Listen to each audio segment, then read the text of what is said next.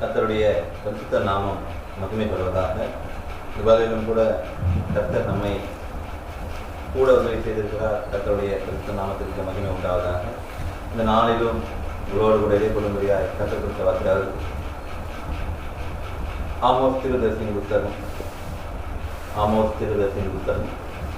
5ஆம் அதிகாரம் 4ஆம் 6ஆம் வசனம் வாசிக்க கேட்கும். ஆமோஸ் தீர்க்கதரிசியின் புத்தகம் 5வது அதிகாரம் 4, 6 வாசிக்க கேட்கும்.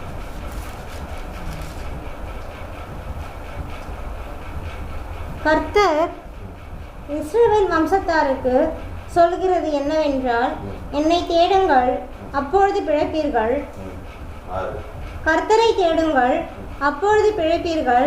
இல்லாவிட்டால் பெத்தேலில் இருக்கிற ஒருவராலும் அழிக்கப்படாத அக்கினி யோசேப்பின் வீட்டில் பற்றி அதை பட்சிக்கும். கர்த்தருடைய பரிசுத்த நாமத்திற்கு மகிமை உண்டாவதாக. சர்வவல்லமையுள்ள ஆண்டவரே, இந்த நல்ல காலை வேலை காரியமிக்க தெரிவிக்கிறோம். இந்த காலை வேலையில் கூட ஆண்டவரே உடைய வார்த்தையை அனுப்பி கர்த்தர் பேசுகிறார். ஆன்லைனில் கூட பார்க்க போகிற யாரோடும் கர்த்தர் பேசுகிறார். நாளில் எங்களுக்கு இந்த நாளில் எனக்கு கற்றுக் கொடுக்க போகிறீர் ஆண்டவர். கற்றுக் கொடுக்கணும்னு கூட என் செவியை கவனிக்க செய்யும்படியாக கவனிக்கூடாது விதிக்கிறதான எல்லா தடைகள் இயேசுவின் நாமத்தில் கட்டவிட்டோம். இது வரையில் பரிசுத்த சிந்தை உண்டாக இந்த பிரசன்னம் இந்த இடத்துல ஆளுகை செய்யும்படியாக நீர் ஆளுகை செய்யும். இந்த வரை எங்கள் வேற்றில் ஆந்த அரசியலை பார்க்க முடிச்சு இந்த மனக்கண்களை திறந்தரும்படியாக சொல்லிக்கிறோம். மந்தமான செவிகளை திறந்தரும்படியாக சொல்லி நம்முடைய நல்ல ஆவியான சகல சத்தியங்களுக்குள்ளும் நடத்துவீரார். கர்த்தர் இந்த வேலையில் பேசுவீரார், இடைப்படுவீரார். கர்த்தருடைய நாம மாற்றம் நீர் பேசும் நான் நாங்கள் இருக்கிற ஜீவனோட நல்ல ஆண்டவர் சொல்கிற காரியம் என்ன? என்னை தேடுங்கள், அப்போது பிழைப்பீர்கள். கர்த்தரை தேடுங்கள், அப்போது பிழைப்பீர்கள்.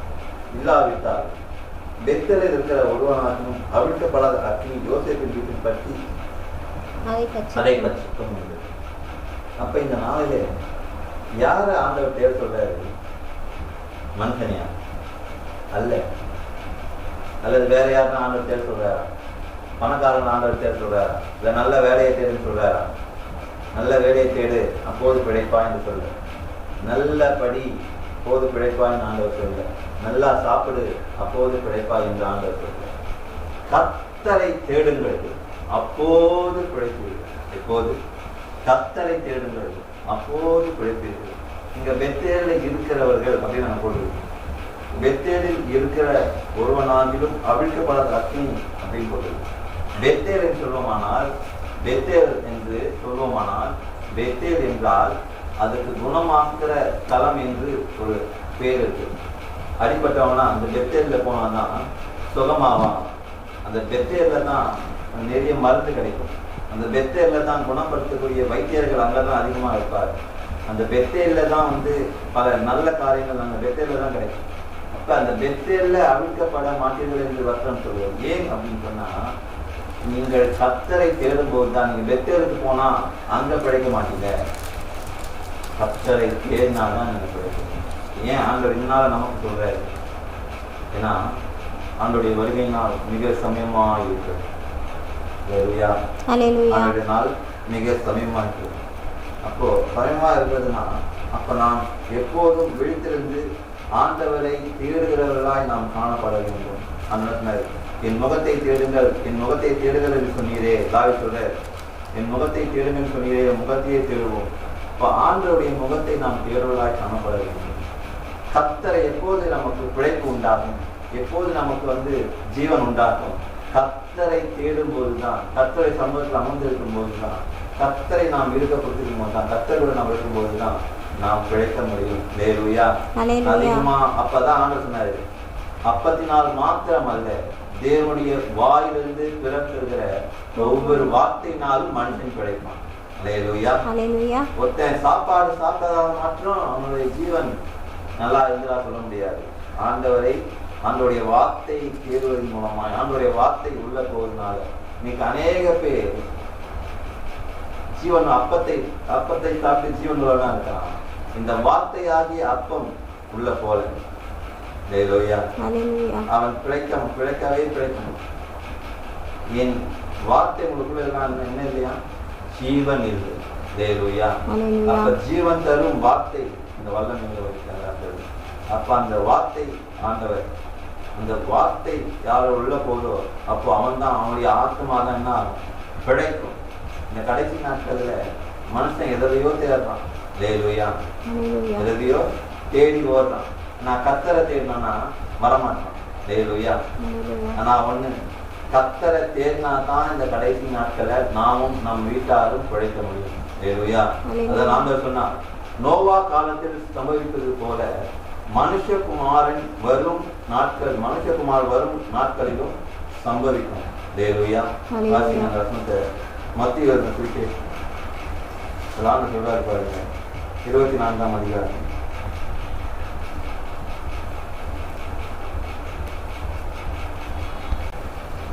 மத்திய இருக்கும் 24ஆம் அதிகாரம் 37ஆம் வசனம் 38வது வசனம் வாசிங்க. நோவாவின் காலத்தில் எப்படி நடந்ததோ அப்படியே மனுஷகுமாரன் வரும் காலத்தில் நடக்கும். எப்படி எனில் ஜல பிரயாணத்துக்கு முன்னான காலத்திலே நோவா பேழைக்குள் பிரவேசிக்கும் நாள் வரைக்கும் ஜனங்கள் புசித்தும் குடித்தும் பொன் கொண்டும் பெண் கொடுத்தும் ஜனப்பிரளயம் வந்து அனைவரையும் வாரிக்கொண்டு போகும் மட்டும் உணராதிருந்தார்கள். அப்படியே மனுஷகுமாரன் வருங்காலத்தில் நடக்கும். அப்பொழுது 2 பேர் உங்கள் ஆண்டவர் இந்நாழிகையிலே வருவார் என்று நீங்கள் அறியாதிருக்கிறபடியினால் விழித்திருங்கள். நீங்கள் நினையாத நாளிகையிலே மனுஷகுமாரன் வருவார், ஆதலால் நீங்களும் ஆயத்தமாயிருங்கள். ஹல்லேலூயா. கர்த்தரை தேடணும். அந்த கர்த்தரை தேடாதான் நம்ம பிழைக்க முடியும். ஹல்லேலூயா. நோவா காலத்தில் எப்படி சம்பவித்ததோ அதே போல மனுஷகுமாரன், அதாவது இயேசு கிறிஸ்து இந்த பூமியிலே வரும் நாளிலும் சம்பவிக்கும். அவங்க நோவா காலத்துல எப்படி மழை வரப்போகுது, அந்த ஜலப்பிரயாணம் வர வரைக்கும் அவங்க எப்படி இருந்தாங்கன்னா, ஒரு தேவ எச்சரிப்பு அந்த தேவ நாள் கொடுக்கப்பட்டது. அந்த எச்சரிப்பு சத்தை அவர் கேட்காம அவங்க ஜாலியா குடித்தும் பெண் கொண்டும் தன் வீட்டை கட்டியும் அப்படி ஜலப்பிரயாணம் வருவதை உணராது இருந்தார்கள். அதுதான் அங்க மெயின். ஜனங்கள் என்ன எப்படி இருந்தாங்கன்னா உணராது இருந்தார்கள். இந்த நாளிலும் ஜனங்கள் எப்படி இருக்குது? உணராது இருக்கிறது. ஆண்டவர் ஏற்கனவே தன்னுடைய பட்டயத்தை அனுப்பி கொண்டிருந்தார். முதலாவதாக ஆண்டவர் கொள்ளை நோய் என்ற பட்டயத்தை அனுப்பினார். மலையை அனுப்புறாரு, அப்புறம் வெள்ளத்தை அனுப்புறாரு. ஆண்டவருக்கு என்ன இல்லை, கொரோனா வரும்போது கொஞ்சம் பயந்துச்சு. கொஞ்சம் தேடாதவங்களாம் ஆண்டவரை தேட ஆரம்பிச்சு. அதுக்கப்புறம் கொரோனா கூட ஆரம்பிச்சோம். ஹல்லேலூயா. கர்த்தரை கொரோனாவை காட்டிலும் இன்னும் இந்த வெயில் தாக்கம் கர்த்தர் அனுப்புற பட்டயம். நான் போன வருஷமே ஆண்டு சொன்ன காரியங்கள்லாம் இப்ப நடக்குது. இன்னும் உலகத்தில் சம்பவிக்காத காலங்கள் எல்லாம் நம்ம பார்க்க போறோம். இப்ப இதுக்குள்ள நான் தப்பிக்கணும் அப்படின்னா கர்த்தரை தேடணும். பேழைக்குள்ள நம்ம போகணும். பேழைக்குள்ள ரட்சிப்பின் பேழைக்குள்ள இருந்தாதான் நாமும் நம்முடைய குடும்பம் காப்பாற்றப்பட முடியும். நோவாவுக்கு கர்த்தருடைய கண்கள் என்ன கிடைச்சுதான்? கிருபை கிடைத்தது. ஹல்லேலூயா. இன்றைக்கு அதே போல கர்த்தருடைய கண்களில் தயவு நமக்கு கிடைத்தது. அதான் பாருங்க, நீங்க வாசிங்க ஆதியாகமத்தின் புத்தகம் 6ஆம் அதிகாரம், வேத பகுதி திருப்பி கொள்ளுங்கள். ஆதியாகமம் 7ஆம் அதிகாரம் 1ஆம் வசனம் வாசிங்க. கர்த்தர் நோவாவை நோக்கி, நீயும் உன் வீட்டார் அனைவரையும் பேழைக்குள் பிரவேசியுங்கள். இந்த சன்னதியில் உன்னை எனக்கு முன்பாக நீதிமானாக கண்டேன். அதே ஆதியாகமம் புத்தகத்தில் 6ஆம் அதிகாரம் 14ஆம் வசனம் வாசிங்க. பூமியானது தேவனுக்கு முன்பாக சீர்கெட்டதாய் இருந்தது. பூமி கொடுமையினால் நிறைந்திருந்தது. அப்புறம் தேவன் பூமியை பார்த்தார். இதோ அது சீர்கெட்டதாய் இருந்தது. மாம்சமான யாவரும் பூமியின் மேல் தங்கள் வழியை கெடுத்துக் கொண்டிருந்தார்கள். அப்பொழுது தேவன் நோவாவை நோக்கி, மாம்சமான யாவரின் முடிவும் எனக்கு முன்பாக வந்தது. ஆண்டவர் சொல்றாரு நோவாவை நோக்கி, மாம்சமான யாவுடைய முடிவும் எனக்கு முன்பாக எனக்கு முன்பாக வந்தது. ஹல்லேலூயா. ஹல்லேலூயா. பாருங்க, பூமியை தேவன் மனுஷனை ஆண்டவர் தன்னுடைய சாயலாய் படைத்தார். அந்த தன்னுடைய சாயலாய் படைத்த மனிதனை தன்னை துதிக்க வேண்டும், தன்னை ஆராதிக்க வேண்டும், அப்படிதான் ஆண்டவர் மனிதனை படைத்தார். அவன் பூமியை படைத்ததுல மனுஷனை படைத்ததுக்கு தேவன் வசனப்பட்டாராம். அதே வசனம் வாசிங்க, 6ஆம் அதிகாரம்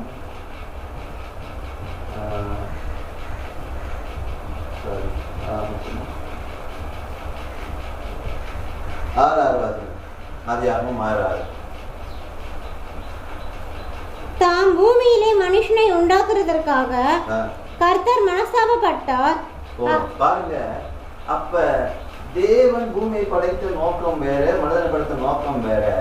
அப்ப தேவனுடைய இருதயத்தை இந்த ஜனங்கள் விசனப்படும்படி, தேவன் ஜனத்தை அழிக்கும்படி இந்த ஜனங்கள் அவருடைய இதயத்தை மாற்றினார்கள்.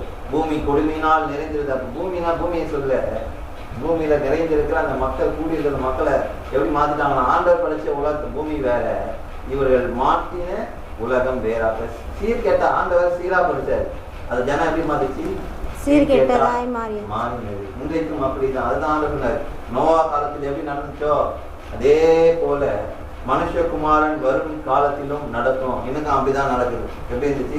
இன்னைக்கு அப்படி இருக்குது. எல்லாமே சீர்கேட்டு இருக்குது. ஆண்டவர் ஒரு சீராய் ஒழுங்காய் படைத்தார். ஆனா எல்லாமே இன்றைக்கும் இந்த நாளிலே எல்லாம் சீர்கேட்டு சிதறி போயிருக்குது. இதனாலே ஆண்டவருக்கு என்ன வருது? மனுஷன் மேல மனஸ்தானம் படிச்சதுக்கு அவங்க வசனப்படுறாரு. நான் ஏன் இவனை படைச்சேன்? நான் அவனை நேசிச்சுதான் இவனை படைச்சேன்.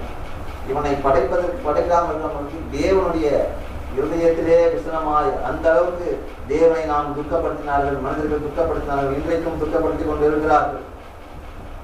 ஆனாலும் அந்த சந்நிதியிலும் கூட ஒருத்தர் ஆண்டவர் தெரிந்து கொண்டார். அவர்தான் இந்த சன்னதியிலே உன்னை நீதிமானாக கர்த்தர் தெரிந்து கொண்டார். அப்படிதான் இன்றைக்கு நம்முடைய சன்னதியில ஒவ்வொருவரையும் கர்த்தர் நம்மை தெரிந்து கொண்டார். நம்மை தெரிந்து கொண்டு நமக்கு தான் அந்த வார்த்தையை ஆண்டவர் சொல்கிறார். நோவாக்கோ கர்த்தருடைய கண்களில் கிருபை கிடைத்தது. அதே போல இன்றைக்கு நம்முடைய ஆண்டோடைய கண்களை நமக்கு கிருபை கிடைத்ததுனால்தான் இன்றைக்கு இந்த வாழ்க்கை சத்தம் கேட்குது.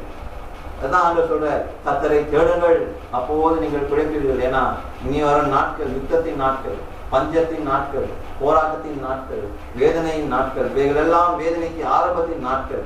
இவைகள் எல்லாம் தப்பி நாம் மனுஷகுமாருக்கு முன்னாடி நிற்கணும் அப்படின்னா கர்த்தரை நாம் தேட வேண்டும். நாம் பிழைக்க வேண்டும் என்றால், நம்முடைய ஆத்மா பிழைக்க வேண்டும் என்றால் நாம் கர்த்தரை தேட வேண்டும். எப்படி தேடணும்? ஆண்டவர் சமூகத்துல வந்து தேடணும், ஜபத்துல தேடணும், பாட்டுல தேடணும், வார்த்தையில தேடணும், உண்மையாய் தேடணும், அதிகாலையில தேடணும். முழு மனதோட தேடணும். இப்படி தேடுவீர்களானால் பிழைப்பீர்கள், உங்கள் ஆத்மாக்கு இளைப்பாறுதல் உண்டாகும். ஆகவே மிகவும் மிகவும் கொடிய காலம். இந்த கொடிய காலத்துல ஆண்டவர் நம்ம எப்படி அந்தந்த நாட்கள்ல நம்ம ஜனத்தை ஆண்டவர் வந்து தாவீது சொல்லுகிறார், தீங்கு வரும் நாட்களில் அவர் என்னை தம்முடைய கூடார மறைவிலே ஒளித்து வைத்து கண்மலை மேல் உயர்த்துவார். அது மாதிரி நம்மள ஆண்டவர் ஒளித்து மறைத்து வைத்து நம்மை காப்பாற்றி வருகிறார். எல்லாத்தையும் ஆண்டவர் விலக்கி காப்பாற்றி வருகிறார். அது எதுவும் தெரியாது. நாளிலே நாம் கர்த்தருடைய கருத்தில் இருந்தால் தான் பிழைக்க முடியும். கர்த்தருடைய கருத்திலிருந்து வெளியே போயிட்டா ஒண்ணும் பண்ண முடியாது. உன்னதமானவரின் மறைவில் இருக்கிறவன் சர்வ வல்லவருடைய நிழலில் தங்குவான்.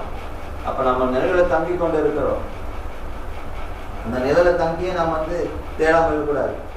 முதலாவது தேவனுடைய ராஜ்யத்தின் நீதியும் தேடுங்கள், இவைகள் எல்லாம் உங்களுக்கு கூட கொடுக்கப்படும். அப்ப நம்ம அந்த கூட கொடுக்கப்படுற விஷயத்துக்கு தான் அதிக இம்பார்ட்டன்ட் கொடுக்கிறோம். முதல் விஷயத்தை கொடுக்க வேண்டியதுக்கு நம்ம என்ன பண்றோம்? அசட்டை செய்கிறோம்.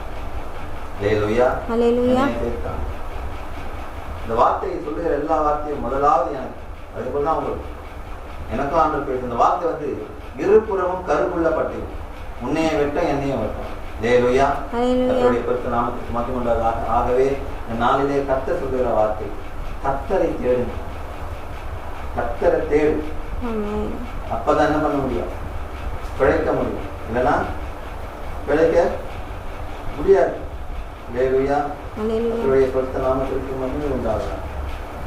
பாருங்க, இறுதியாக வெளிப்படுத்தின விசேஷம் 3ஆம் அதிகாரம் 10ஆம் வசனம் சொல்லுது பாருங்க.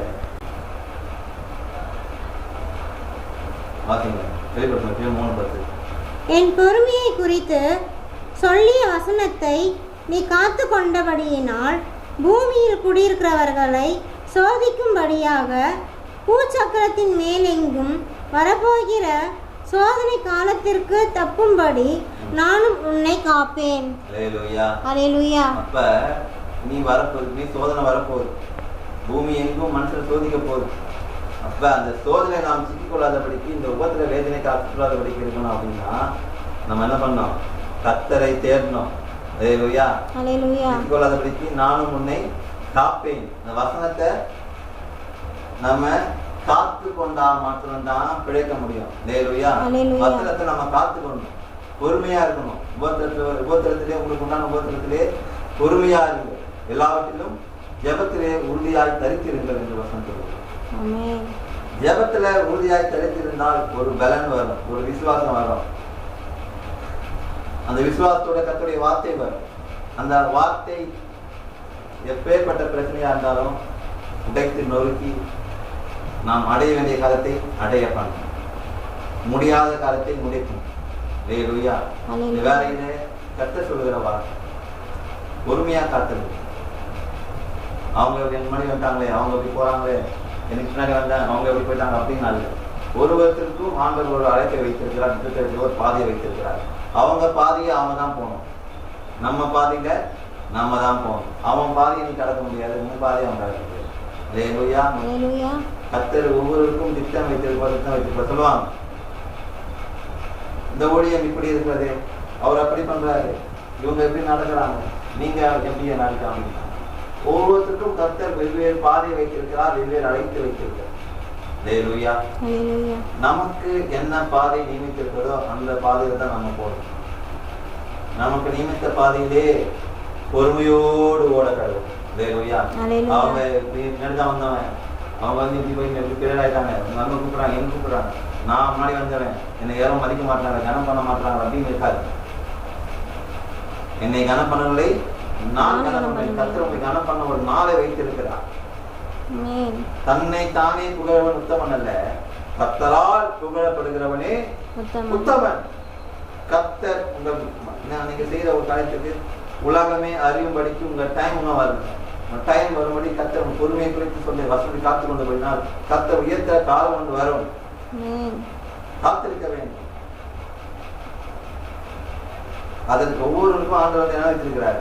சமயமும் தேவ செயலும் நேரிட வேண்டும். ஆகவே இந்த நாளிலே கர்த்தரை இதெல்லாம் நடந்தோம்னா கூட கர்த்தரை தேடும். கர்த்தரை தேடுகிறவன், என்னை கண்கிறவன் நன்மையும் ஜீவனையும் கண்டடைகிறான் என்று வசனம். அல்லேலூயா. ஆகவே இந்த நாளிலே கர்த்தரை தேடுங்கள். இனி வருங்கா உபத்திர காலம், இதிலிருந்து நாம காக்கப்பட வேண்டுமா, சேஃபா இருக்கணும் அப்படின்னா கர்த்தரால் மட்டும்தான் நம்ம காப்பாற்ற முடியும். வேற யாராலையும் நம்ம காப்பாற்ற முடியாத. நம்ம நல்ல மைண்ட் எழுதணும். தெளிவா சொல்றேன், இனி வர நாட்களில் எந்த மனுஷனும் நம்ம காப்பாற்ற மாட்டோம், எந்த மனுஷனும் நம்ம காப்பாற்ற முடியாது. கர்த்தரை தேடினா கர்த்தர் மட்டும் தான் நம்மளை காப்பாற்ற முடியும்.